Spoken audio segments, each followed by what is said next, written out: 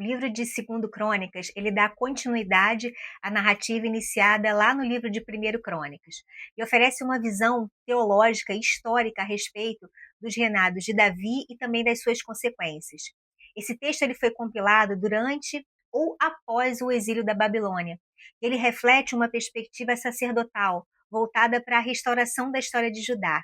O seu principal objetivo é de recordar aos israelitas a importância da aliança com Deus e o papel fundamental no Templo de Jerusalém. Tradicionalmente, a autoria do livro é atribuída a Esdras ou a um grupo de escribas levídicos associados à sua escola. Tem um ponto interessante, é que, ao contrário dos livros de Reis, Segundo Crônicas, ele ignora uma grande parte do Reino do Norte, que é Israel, e foca exclusivamente em Judá. E essa escolha, ela não é assim aleatória. Ela é parte de uma estratégia deliberada para poder reafirmar a legitimidade do reinado, da política e do culto em Jerusalém, especialmente após as dificuldades enfrentadas durante o exílio. A intenção é de fortalecer a identidade do povo judeu em torno da linhagem davídica, da fidelidade a Deus e da centralidade do templo. O livro ele começa com o reinado de Salomão, enfatizando a construção do templo, que é apresentada como uma das maiores realizações do filho de Davi. Para poder exaltar essa figura, o cronista ele omite vários aspectos assim negativos da sua vida, como alianças com povos estrangeiros, práticas de idolatria, optando por mostrar um rei Salomão que fosse assim muito sábio, muito piedoso.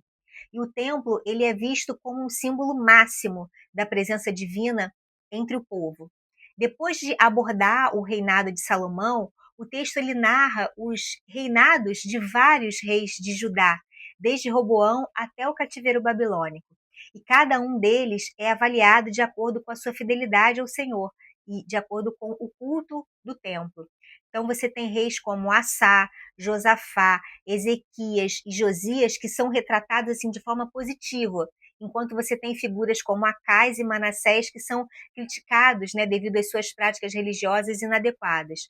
O autor ele enfatiza assim um princípio muito importante, que os governantes que são fiéis a Deus, eles são recompensados com paz, com prosperidade, enquanto aqueles que são infiéis, eles enfrentam muitas dificuldades e derrotas. E a mensagem é clara, né? A obediência à lei de Deus resulta em bênção, já a desobediência leva à destruição do reino. Um outro aspecto notável da narrativa é a ênfase nas reformas religiosas promovidas por alguns dos reis. Por exemplo, Assá, ele destrói altares pagãos e ele chama o povo ao arrependimento, enquanto que Josafá, ele envia levitas para poder ensinar a lei. Ezequias, ele restaura o culto e ele celebra a Páscoa com muito entusiasmo. E Josias realiza uma das reformas mais profundas, purificando o templo, né, e promovendo a leitura da Torá. E essas ações, elas refletem a esperança do cronista, né, de ver assim uma renovação, né, da vida religiosa após o exílio.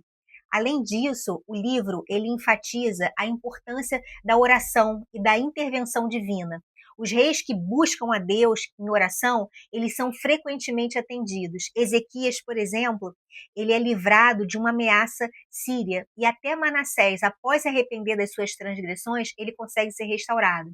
Essas narrativas elas demonstram que quando existe arrependimento sincero, você pode reverter até o mais sério de todos os seus erros.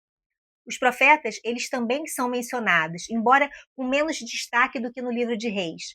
Eles aparecem para poder advertir ou para poder guiar os reis, mas a atenção permanece sempre na liderança, né, dos governantes e no culto ao templo. O papel dos sacerdotes é enfatizado especialmente nas celebrações litúrgicas e nas reformas religiosas.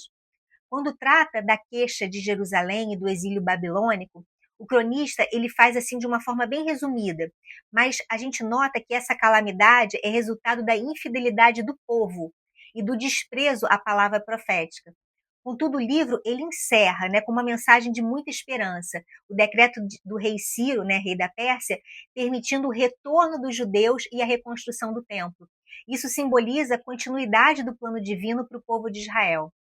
Essa narrativa, ela propõe que a atual comunidade ela reflita, né, sobre as suas próprias histórias, para que ela aprenda com os erros do passado e busque assim um caminho por meio da adoração genuína e da fidelidade à aliança com Deus. O livro de 2 Crônicas nos ensina que mesmo em tempos difíceis, a possibilidade de restauração e de um culto verdadeiro permanece sempre acessível para todo mundo. Se você gostou desse vídeo, por favor, deixa um like, compartilha, deixa um comentário. Obrigada.